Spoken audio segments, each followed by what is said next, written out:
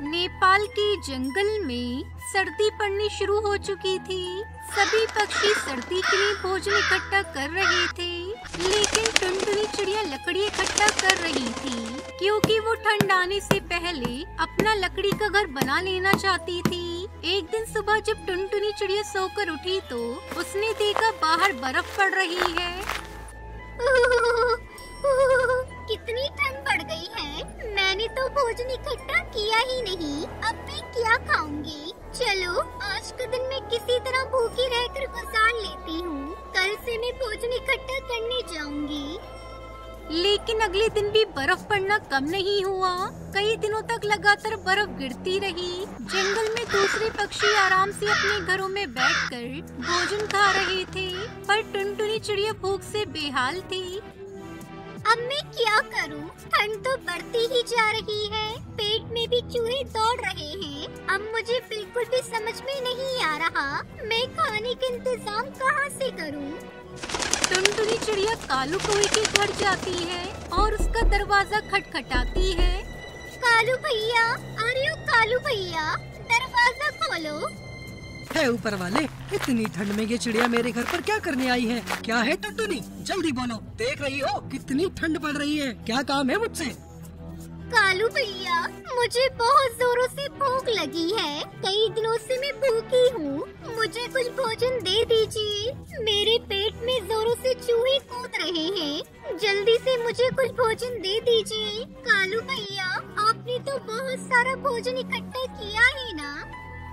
अच्छा, तो तेरी नजर मेरे जमा किए हुए भोजन पर है। तुझे भोजन चाहिए? जाओ भागो यहाँ से और जाकर अपनी सूखी लकड़ियाँ खाओ। तुमने तो पूरा महीना लकड़ी जमा करने में निकाल दिया। अब सर्दी का मौसम आया तो मेरे भोजन पर नजर गड़ा रही हो। और अगर मैंने तुम्हें अपना भोजन दे दिया तो मैं क्या खाऊंगा? टुनटुनी बेचारी उदास होकर वहाँ से चली जाती है। कालू कौवे से यही उम्मीद थी। फिर टुनटुनी सीधे मिट्टू तोता के घर जाती है। आओ आओ टुनटुनी, घर के अंदर आ जाओ। बाहर बहुत ठंड है, ठंडी हवाएं चल रही हैं। ऐसे ठंड में तुम घर से बाहर क्यों निकली हो टुनटुनी, मुझे बताओ। मुझे थोड़ा भोजन दे दो, बहुत जोरों से भूख लगी है। जंगल में कहीं भोजन नहीं मिल रहा है। लेकिन टुनटुनी, तुम्हें तो पता ही है, हर ठंड में जंगल में भोजन की कमी हो जाती है। फिर तुमने पहले से भोजन इकट्ठा क्यों नहीं किया? क्या बताऊं मिट्टू भैया, लकड़ियों को इकट्ठा करने के चक्कर में मैं भोजन इकट्ठा करना भूल गई। कोई बात नहीं टुनटुनी, मेरे पास बहुत सारा अनाज है। ये अनाज की एक बोरी आप अपने साथ ले जाएं और भोजन की जरूरत पड़े तो दोबारा आ जाना। और अगली बार लकड़ियों के साथ साथ अनाज भी इकट्ठा करना मत भूलना। आपका बहुत बहुत धन्यवाद मिट्टू भैया, अब मैं चलती हूँ। टुनटुनी चिड़िया ने आज कई दिनों के बाद पेट भरकर अनाज खाया था। अनाज खाकर उसे नींद आने लगी। वो आराम से अपने लकड़ी के घर में सो गई। उसी रात जंगल में तेज तूफान आ गया। सभी पक्षियों के घर नीचे गिर गए। अब हम सभी कहाँ जाएंगे इतनी ठंड में? इस तरह खुले में रहे तो बर्फ में आकर जाएंगे। क्या करे, कोई कुछ उपाय बताए। मैंने देखा है, टुनटुनी ने अपना लकड़ियों का मजबूत घर बना लिया है। अब वो आराम से अपने लकड़ी के घर में सो रही है। इस भयंकर तूफान में केवल टुनटुनी का लकड़ी का घर ही सलामत बचा है। तभी बुलबुल बोल पड़ती है, तो हम सब चलते हैं टुनटुनी के लकड़ी के घर में रहने के लिए। नहीं नहीं, वो टुनटुनी हमें अपने घर में क्यों रहने देगी? हमने तो उसे भोजन देने से मना कर दिया था जब वो हमारे पास भोजन मांगने आई थी। वो सभी बातें कर ही रही थी कि तभी टुनटुनी चिड़िया वहाँ आ जाती है। कालू भैया, अरे ओ मिट्टू भैया, आप लोगों को चिंता करने की कोई जरूरत नहीं। जैसे ही मुझे पता चला कि आप लोगों का घर तूफान में उड़ गया है, मैं आप सबको लेने के लिए आई हूँ। मेरे लकड़ी के घर में बहुत जगह है, आप सब आराम से रह सकते हैं। और मेरा लकड़ी का घर अंदर से बहुत गर्म है, आप लोगों को ठंड में कोई दिक्कत नहीं होगी। आप सब मेरे साथ मेरे घर में चलें। फिर सभी पक्षी टुनटुनी के लकड़ी के घर में आ गए और पूरी ठंड उन्होंने टुनटुनी की लकड़ी के घर में हंसते हंसते गुजारी। मुझे माफ कर दो टुनटुनी चिड़िया, मैंने तुम्हारी मदद नहीं करी। मैं तुम्हारी मदद नहीं कर पाया, मैं बहुत सेल्फिश हो गया था। कोई बात नहीं कालू भाई, हर किसी से कुछ न कुछ गलती हो जाती है। इस तरह सभी पक्षी हंसी खुशी एक साथ रहने लगते हैं। टुनटुनी और उसकी 7 साल की बेटी पिंकी बहुत ही गरीब थे। टुनटुनी के पति की मौत के बाद से ही टुनटुनी और पिंकी बड़ी मुश्किलों में जी रहे थे। टुनटुनी अपने घोंसले का किराया भी नहीं दे पा रही थी। ऐसा जुल्म मत करिए सेठ जी, मेरे पति ने कितने सालों तक आपके यहाँ काम किया है, आज वो नहीं रही तो आप हमें घर से बाहर मत निकालो। इतनी ठंड में हम कहाँ जाएंगे। तेरा पति मेरे यहाँ काम करता था तो क्या उसके पूरे खानदान का ठेका ले लिया मैंने? मैंने घोंसले किराए पर चढ़ाने के लिए बनाए, कोई धर्मशाला खोलकर नहीं रखी है। टुनटुनी गिड़गिड़ाने लगती है, लेकिन सेठ पर इसका कोई असर नहीं होता। वो अपने गुंडों से कहकर टुनटुनी के घर का सारा सामान घर से बाहर फिकवा देता है। टुनटुनी और पिंकी कड़कड़ाती ठंड में बेघर हो गए थे। दूसरी तरफ सेठ जैसे ही घर पहुंचता है, उसकी बीवी उस पर गुस्सा करने लगती है। फिर अकेले आ गए, मैंने कहा था ना आज घर में नहीं घुसने दूंगी अगर कोई नौकरानी नहीं लाए तो। पुरानी नौकरानी को काम छोड़े 2 दिन हो गए, तब से सारे काम मुझे ही करने पड़ रहे हैं। अरे भाग्यवान, बस आज के लिए माफ कर दो, कल पक्का मैं किसी को ले आऊँगा।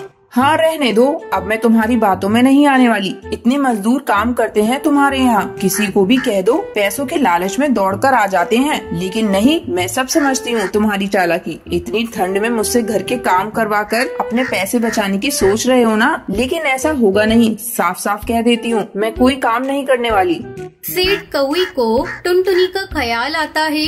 ऐसा नहीं था कि उसे टुनटुनी के लिए कोई हमदर्दी थी या फिर वो टुनटुनी की कोई मदद करना चाहता था, बल्कि वो तो टुनटुनी के रूप में एक सस्ती नौकरानी चाहता था। वो तुरंत अपनी लकड़ी गाड़ी लेकर टुनटुनी के पास गया। टुनटुनी पिंकी के साथ अभी भी सड़क किनारे बैठी हुई थी। दोनों ठंड से कांप रहे थे।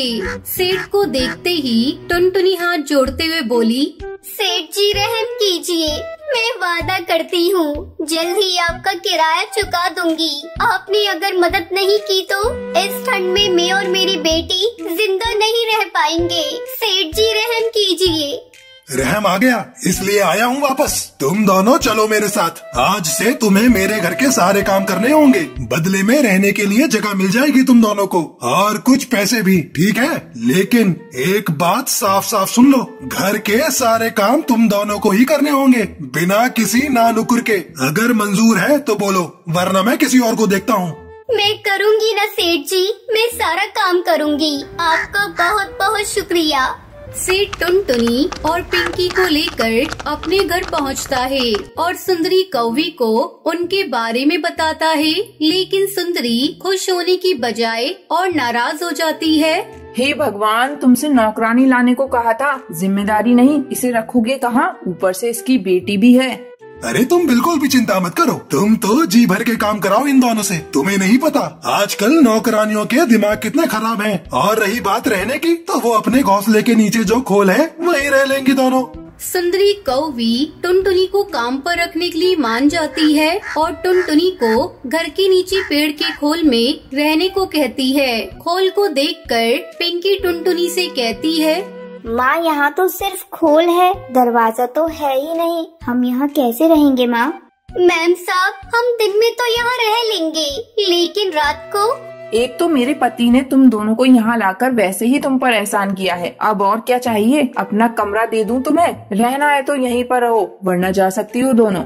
नहीं मैम साहब, हम रह लेंगे यहीं पर। बस अगर जमीन पर कुछ बिछाने के लिए और रात को ओढ़ने के लिए कुछ मिल जाता तो बड़ी मेहरबानी होगी। क्या मुसीबत है, रुको यहीं पर। सुंदरी कौवी कुछ ही देर में एक फटी पुरानी चादर लेकर वापस आ जाती है और उस चादर को वो टुनटुनी को देते हुए कहती है, ये लो, इसी से काम चलाओ, चाहो तो बिछाओ, चाहो तो ओढ़ लो। अब मुझे डिस्टर्ब मत करना, मैं सोने जा रही हूँ। सुबह मेरे उठने से पहले चाय और नाश्ता तैयार हो जाना चाहिए, समझी? सुंदरी अपने घोंसले में जाकर आराम से सो जाती है। टुनटुनी उस चादर से पिंकी को अच्छी तरह लपेट देती है और खुद ऐसे ही जमीन पर लेट जाती है। दिसंबर की उस ठंडी रात में टुनटुनी और पिंकी का बुरा हाल था। खोल में हर तरफ से ठंडी हवा आ रही थी। फिर अगले दिन अरे महारानी, अब तक सो रही है? तुझे रात को ही कहा था ना, मेरे उठने से पहले चाय नाश्ता तैयार हो जाना चाहिए। वो माफ कर दीजिए मैम साहब, रात भर ठंड के मारे नींद नहीं आई। सुबह जैसे ही धूप आई तो आंख लग गई। मैं बस अभी करती हूँ सब कुछ। टुनटुनी उठकर तुरंत घर के कामों में लग जाती है। सुंदरी कौवी जितनी जुबान से कड़वी थी उतनी ही दिल से भी कठोर थी। वो अपनी बेटी को पिंकी से बात तक नहीं करने देती थी। साथ ही टुनटुनी और पिंकी को घर का बचा कुचा खाने को ही देती थी। उसे अपनी अमीरी पर बहुत घमंड था। टुनटुनी, अभी तक ये बर्तन नहीं धोए, तू क्या कर रही है सुबह से? मैम साहब, अभी झाड़ू पोछा करके निपटी हूँ। वैसे सुबह तो बर्तन धोए थे मैंने। तो तुझे क्या लगता है मुफ्त की रोटी तोड़ने लाए हैं तुझे यहाँ पर? ये तेरी पिंकी सारा दिन बैठी रहती है, इसे क्यों नहीं कहती काम करने को? मैम साहब, पिंकी अभी बच्ची है, उसे रहने दीजिए, मैं करती हूँ ना। हाँ, और हम बैठे रहे तेरे इंतजार में कि कब बर्तन धुलेंगे और कब हम खाएंगे। साफ साफ सुन ले टुनटुनी, ये नवाबी मेरे सामने तो चलेगी नहीं। जब तू घर के दूसरे काम करती है तब तक इस पिंकी को बर्तन धोने में लगाया कर। ऐसे ही पूरा 1 महीना गुजर गया। टुनटुनी ने सेठ से जब अपने काम के पैसे मांगे तो सेठ गुस्से से बोला, तुझे रहने की जगह दी है, खाने को भी देते हैं, अब पैसे क्यों चाहिए तुझे? कैसी बात कर रहे हो सेठ जी? पूरा महीना मैंने और मेरी बेटी ने कैसे काटा है हम ही जानते हैं। पिंकी को ठंड की वजह से बुखार है, मुझे उसे डॉक्टर के पास लेकर जाना है और आपने मुझे पैसे देने की बात तो पहले ही कही थी ना, अब आप कैसे मुकर सकते हो? हाँ हाँ ठीक है। सेठ अपनी जेब से 200 रुपए निकाल कर टुनटुनी को देता है। टुनटुनी इन पैसों को देखकर कहती है, सेठ जी ये क्या, इसमें क्या होगा सेठ जी? वो मुझे नहीं पता, मैं बस इतना ही दे सकता हूँ। वैसे भी मैंने तुझ पर एहसान किया है। क्या एहसान किया है आपने मुझ पर? मैं और मेरी बेटी रात भर ठंड में ठिठुरते रहते हैं। आप और आपका परिवार क्या जाने ठंड क्या होती है। भगवान सब देख रहा है सेठ जी, इतने कठोर भी मत बनो। तेरी हिम्मत कैसे हुई मुझसे इस तरह बात करने की? निकल अभी मेरे घर से। हाँ हाँ जा रही हूँ, वैसे भी यहाँ रहना कौन चाहता है। पर सेठ जी फिर कभी किसी पर ऐसा एहसान मत करना जैसा मुझ पर किया आपने। टुनटुनी गुस्से में पिंकी को लेकर वहाँ से चली जाती है। कुछ दिन बाद सेठ अपने पूरे परिवार के साथ घूमने निकलता है। वापस आते आते अंधेरा होने लगता है। उनकी लकड़ी गाड़ी अचानक खराब हो जाती है। अरे क्या हो गया, गाड़ी क्यों रोक दी? रात होने वाली है और ये जगह भी कितनी सुनसान है। अरे भाग्यवान, रोकी नहीं, खराब हो गई है। सेठ गाड़ी से बाहर निकलकर गाड़ी ठीक करने लगता है, पर गाड़ी ठीक नहीं होती। सेठ का घर वहाँ से काफी दूर था। वो धीरे धीरे अपने घर की तरफ पैदल बढ़ने लगते हैं, लेकिन ठंडी हवा उन्हें आगे बढ़ने से रोक रही थी। कितनी ठंड है, मेरे तो पैर ही जम गए। सुनो जी, कुछ तो करो, बेटी का ठंड से बुरा हाल हो रहा है। हाँ, इससे पहले कभी ठंड का पता ही नहीं चला। घर में हीटर था तो पता नहीं था कि ठंड क्या होती है, पर मैं करूँ भी तो क्या करूँ। सेठ और सुंदरी हार मानकर एक जगह बैठ गए और भगवान को याद करने लगे। इतने में उन्हें कुछ दूर से एक रोशनी आती हुई दिखाई दी। वो टुनटुनी थी जो हाथ में लालटेन लिए उनकी तरफ बढ़ रही थी। टुनटुनी को देखते ही सुंदरी चौंकते हुए बोली, अरे टुनटुनी, तुम यहाँ? मैं यही पास वाली फैक्ट्री में मजदूरी करती हूँ। यहाँ पास ही में मेरी झोपड़ी है, आप सब जल्दी मेरे साथ चलिए, यहाँ बहुत ठंड है।